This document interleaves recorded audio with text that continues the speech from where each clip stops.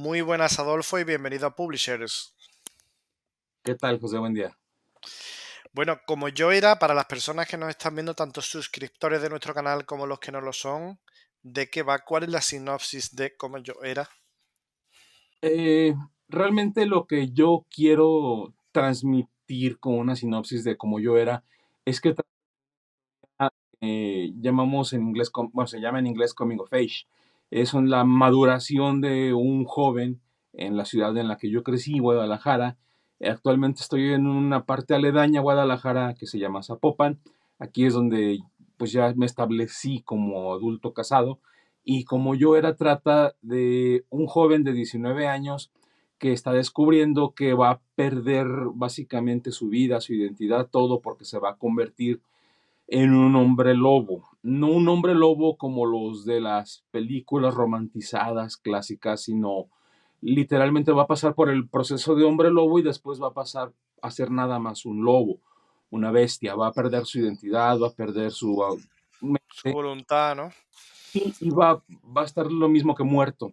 Entonces él quiere aprovechar no solo lo que le queda de vida, sino también descubrir cómo frenar el proceso de la licantropía, y para ello tendrá que recurrir a la única persona que él conoce que sabe que alguien de su familia ha pasado por el proceso, es la chica que le gusta desde pequeño, y eso representa tanto como una oportunidad como el tener que abrirse de capa con alguien que no lo conoce porque él realmente nunca se acercó a ella. Al mismo tiempo que la jornada de este muchacho llega a donde va a empezar el resto de su vida. Tenemos una historia alterna de los últimos días de aquellos seres que vinieron al planeta Tierra y introdujeron todas las cuestiones, no nada más para crear a las personas, que en la literatura un poco conspiracionista les llaman Anunnaki, les llaman que crean cuestiones genéticas y que finalmente uno de ellos traiciona a los demás y crea la licantropía, entre tantas otras transformaciones monstruosas que los seres humanos hemos tenido a lo largo de la historia de la humanidad. Eso lo puse para respaldar porque un muchacho de Guadalajara, Jalisco, México, se transforma en un hombre lobo. Entonces, a la par que su jornada del chico llega hacia su inicio, hacia donde va a empezar, la jornada de los Anunnaki llega a un final. Mientras uno sube, los otros bajan. Es un proceso que cruza. Entonces, trato de llevar una narrativa en ambos sentidos, en tiempo. Y, y José Adolfo, ¿por qué decidiste explorar algo tan llamativo como la licantropía? En primer lugar, y te va a sonar un poco extraño, porque mi nombre completo, José Adolfo, bueno, Adolfo viene de una raíz germánica, que es lobo de raza noble. De alguna manera, mi padre siempre ha visto el lobo como su animal espiritual por lo mismo, y yo sentí que debía, hasta cierto punto, no continuar con lo que quiere mi padre, pero sí abrazar un poco de dónde viene el tipo de cuestiones que a él le gustan. Entonces decidí explorar el lado de la licantropía por ser atractiva, por ser algo que puedes subvertir, algo que puedes darle un giro completamente nuevo, porque si bien no puedes crear una historia desde ceros y decir yo acabo de inventar algo, lo que puedes hacer es darle un giro completamente nuevo. Y José Adolfo, ¿cuál ha sido tu rutina de escritura para Como yo era? Por las mañanas, por la tarde, por la noche, cuando te lo permitían, ¿cómo fue? Fue por las noches principalmente. Yo comencé esta historia como un cuento corto de 32 páginas. Nada más desarrollaba la historia del chico. Posteriormente tuve que añadir personajes, tuve que añadir situaciones y después tuve que crear la segunda mitad del libro mientras malabareaba eh, mis responsabilidades como padre, como gerente de una estación de gasolina, como hijo, como hermano, etcétera.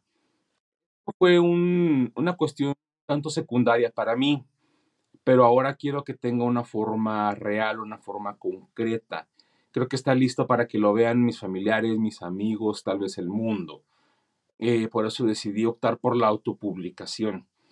Mi idea básicamente en tomar en los últimos minutos del día, yo decidí poner primero mi vida y mi trabajo y hasta después hacer lo que yo quería.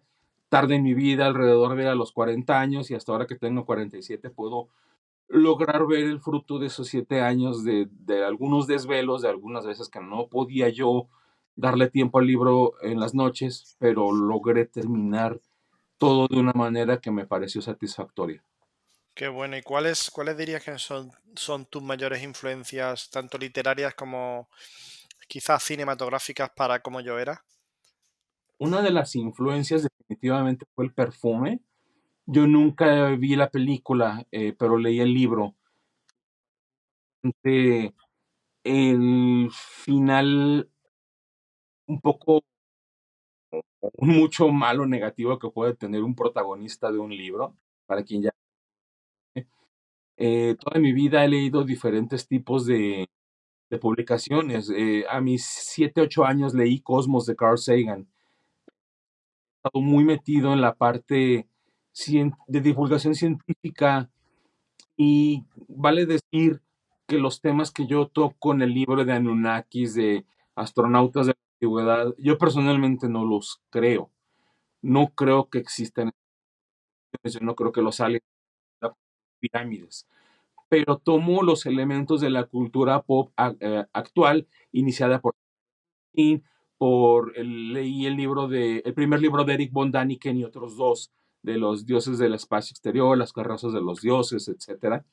Todo esto me parece muy interesante, pero nada más quiero que sea un trasfondo para tocar los temas que yo quería. El tema principal que yo quiero tocar es mi propio miedo a desaparecer, a la muerte, a lo que dejo, a mi legado. Falleció mi cuñado hace 5 años y dejó, yo también tengo 2 hijas. Y pienso, bueno, si a él le pasó a él, me puede pasar también a mí. Entonces yo empiezo a crear esta historia de la inquietud de lo que puedo dejar como un legado y tomo elementos de cultura pop como los que te comenté, como otro tipo de cuestiones narrativas. Una de mis influencias, aunque no se note aquí, son los cómics de superhéroes. Eh, yo no quise escribir nada que tuviera que ver con superhéroes porque siento que como escritor no tengo nada que decir acerca de eso, pero puedo tomar algunas de las situaciones, algunos de los hilos narrativos, el continuará propio de las historietas de los tebeos, para poder incluirlos en una narrativa que no es lineal. Otra narrativa no lineal podemos encontrarla en una película mexicana que se llamó Amores Perros. Un momento estuvo contendiendo por el Oscar a película extranjera, pero ganó El Tigre y el Dragón. Eh, También Tiempos Violentos, Pulp Fiction de Quentin Tarantino tiene una narrativa no lineal. Esas son partes de las influencias que tuve para escribir como lo hice. Qué bueno. Y el libro es muy cinematográfico, es decir, cuando uno lo está leyendo, lo primero que piensa es que podría ser la típica película que se estrena hoy en día o la serie. ¿Lo hiciste queriendo o simplemente salió así? Lo hice queriendo, soy una persona muy visual y, y creo yo que a través de la palabra escrita se puede, no nada más hacer una descripción, probablemente hace George R. Martin en la canción de Hielo y Fuego, donde puedes sentir los olores y lo que se siente estar donde están los personajes que describe.